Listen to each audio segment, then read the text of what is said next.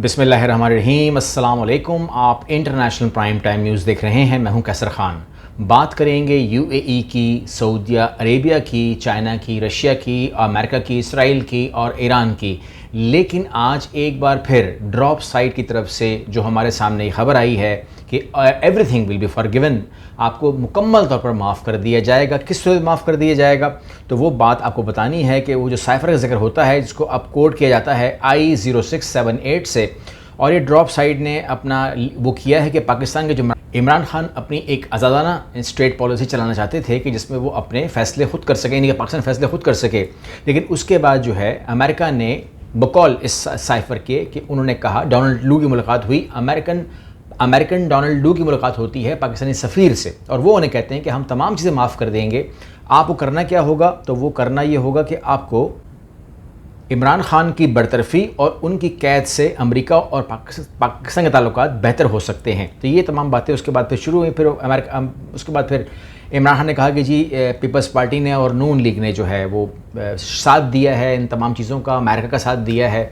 और वो फिर आपने सुना भी था कि हमारी जो लाइफ लाइन है, हमारी ज़िंदगियाँ चल रही हैं, वो इस टाइम अमेरिका की तरफ से चलती हैं और हम लोग वेंटिलेटर के ऊपर हैं, अगर पाँव रख देगा तो हम मर जाएंगे। ये तमाम बातें हमारे सामने हुई और उसके बाद जो है आज हमारे सामने उसका नतीजा बहुत क्लियर कट है। अमेरिका जो है वो लोगों के लिए एक लाइफ लाइन है। अमेरिका जो है वो बहुत सारी कंट्रीज़ के अंदर कब्ज़ा कर सकता है, रिजीम चेंज कर सकता है। अब उसने एक और मुल्क का भी जिक्र किया है, वो भी आपसे बात करनी, उसकी बारी भी आ गई है।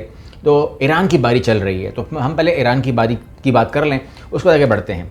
सबसे पहले हम कहते हैं कि सलामती हो पाकिस्तान के ऊपर और अल्लाह अपना फजल और करम रखे यूएई के ऊपर और सऊदी अरेबिया के ऊपर, क्योंकि जो चीज़ें मैंने देख रहा हूँ मैं आपके सामने रखने जा रहा हूँ, उसको पकड़ेंगे, उसको वहाँ से हम पकड़ेंगे ताकि मैं आपके सामने वो रखूँ। वो ये है कि एक खबर हमारे सामने आती है कि हमला होता है हमारे सामने।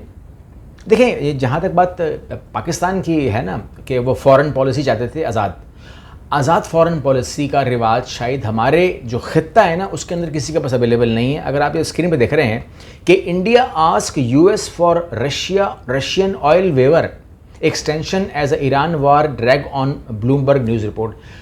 इस टाइम इंडिया जो है वो एक आज़ाद मुल्क सो कॉल्ड, वो कहता है कि मैं हूँ, तो वो अमेरिका से कह रहा है कि अगर आप मुझे परमिशन दें, मोदी कह रहा है अगर आप मुझे परमिशन दें तो मैं रूस से ऑयल ले लूँ।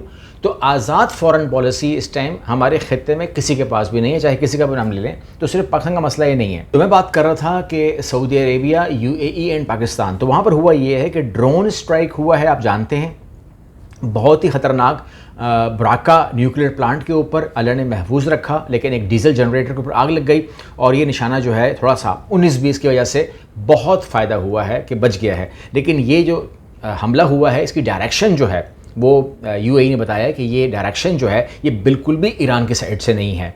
एक बात, अब इसको मिला लीजिए दूसरी खबर के साथ। आपने 3 खबरें मिलानी है, खबर सामने आ जाएगी आपके। दूसरी खबर है कि Saudi Arabia says 3 drone intercepted after entering air space from Iraq. ठीक है ना, इराक से 3 निकलते हैं ड्रोन और वो हम इसको इंटरसेप्ट कर लेते हैं। यूएई ने कहा कि ये इंटरसेप्शन जो है, ये जो अटैक हुआ है, 2 अटैक उन्होंने इंटरसेप्ट किए, तीसरा जो है वो डीजल को इंजन को लग गया। ये तमाम चीज़ें तो हो गई हैं। तो यूएई पर अटैक होता है, उसके बाद आप देखते हैं कि सऊदी अरेबिया पर अटैक होता है इराक से। खबर आती है इराक से। इराक में क्या चीज़ है जी, इराक से अटैक हो गया, ये कौन कर रहा है? तो थोड़ा सा हमने कहा इन्वेस्टिगेशन कर लेते हैं, तो हम पहुंचते हैं इस तरफ। आज की खबर है, ईरान जंग से कबल इराक में एक और खुफिया इसराइली अड्डे का क़याम का इंकशाफ। तो इराक के अंदर ये है और इराकी हुकाम कहना है कि मुल्क में एक दूसरा इसराइली अड्डा भी मौजूद था। 2025 में ईरान पर इसराइली हमलों के दौरान इस्तेमाल हुआ और 2026 के आखिर में शुरू की गई थी, तहम भी फ़ाल नहीं रहा। 2026 की जंग में इस्तेमाल होने वाले अड्डे की मौजूदा सूरत हाल वाज़े नहीं है, यानी कि अड्डा वहाँ मौजूद है और वगैरह वगैरह वगैरह सारी बातें उन्होंने की दी। तो मतलब ये हुआ कि इस टाइम कम अज़ कम एक नहीं बल्कि 2 फ़ौजी अड्डे जो हैं या 2 इसराइली अड्डे जो हैं वो मौजूद हैं इराक के अंदर, और इराक से ही ये जो अटैक्स हो रहे हैं सऊदी अरब की ओर हो रहे हैं। सऊदी अरब की मैंने बात इसलिए की आपसे क्योंकि यहाँ पर आपको मैं इन्फॉर्म कर दूँ कि इस टाइम कतर के साथ और सऊदी अरेबिया के साथ, ओमान तो साथ है ही, फ्रांस के साथ और यूरोपियन ममालिक के साथ कल भी इराक़ी ने बात की है और उन्होंने कहा है कि हम इसको एक्सेलरेट नहीं करेंगे, क्योंकि अब की बार अगर ये एक्सेलरेट होगी तो वो अलग लेवल पे होगी। ये जंग वो वाली लेवल नहीं होगी जो लेवल आपने देखा कि जी मिसाइल आ रहे हैं, फिर लहर आ रही है, तमाम चीज़ें हो रही हैं। अब क्या होगा, तो ये थोड़ी सी हम बात कर लेते हैं, क्योंकि अब की बार बिल्कुल ही चेंज होगा।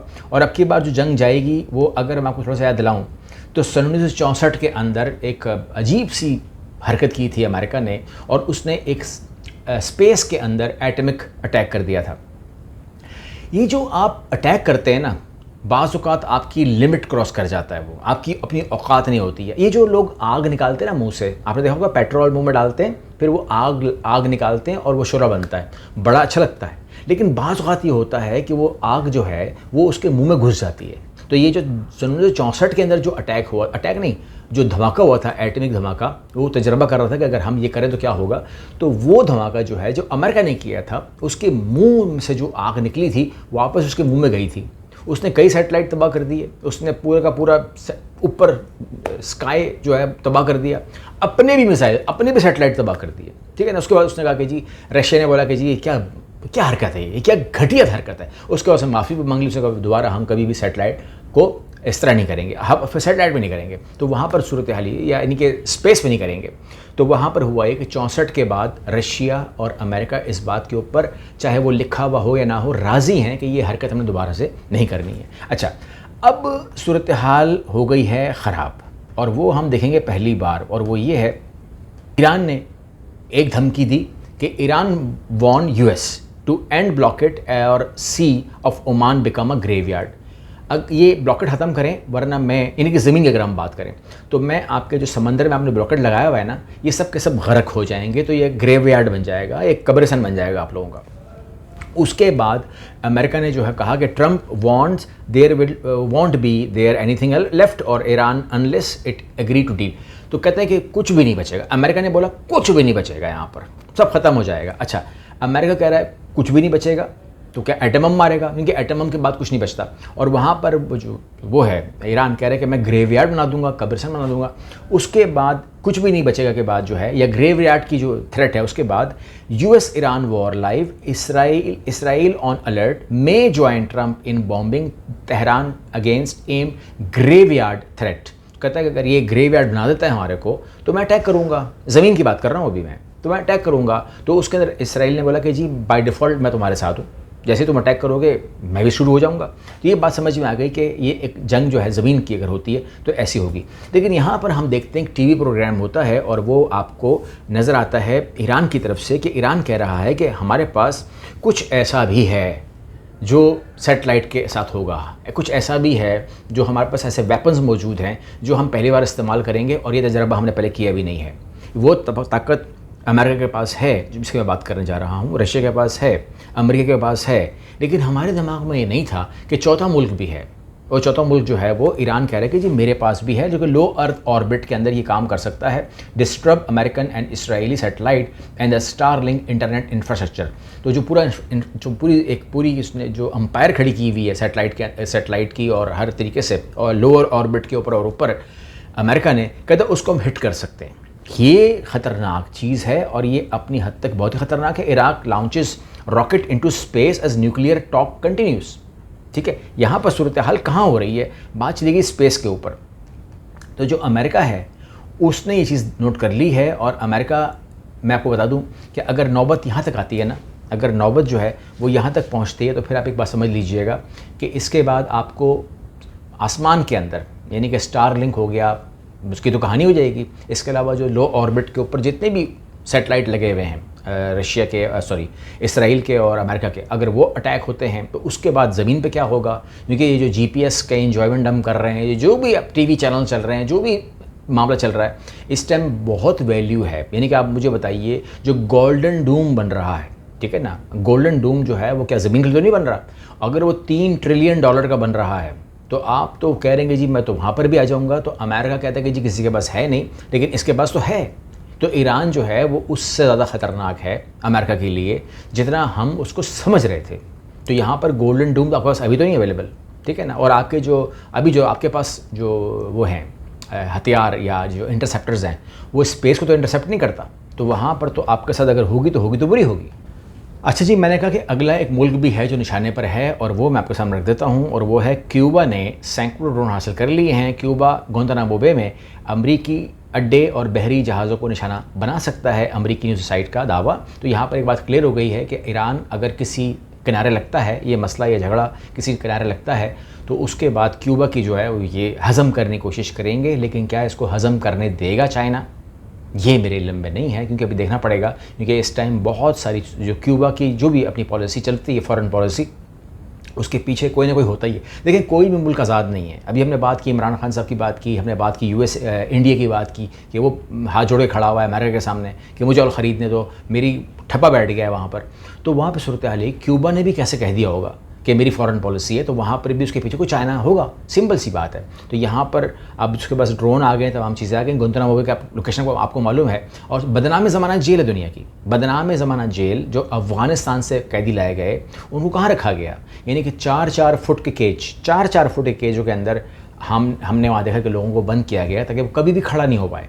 तो जब वो निकलते थे केज से 6 महीने बाद, साल के बाद, 5 साल के बाद, उन्हें मुसलसल केज में रखा जाता था, तो वो खुद भी नहीं खड़े हो सकते थे, उनको अपाहिज कर दिया गया। इसलिए कहते हैं कि वो बदनाम ज़माना जेल है।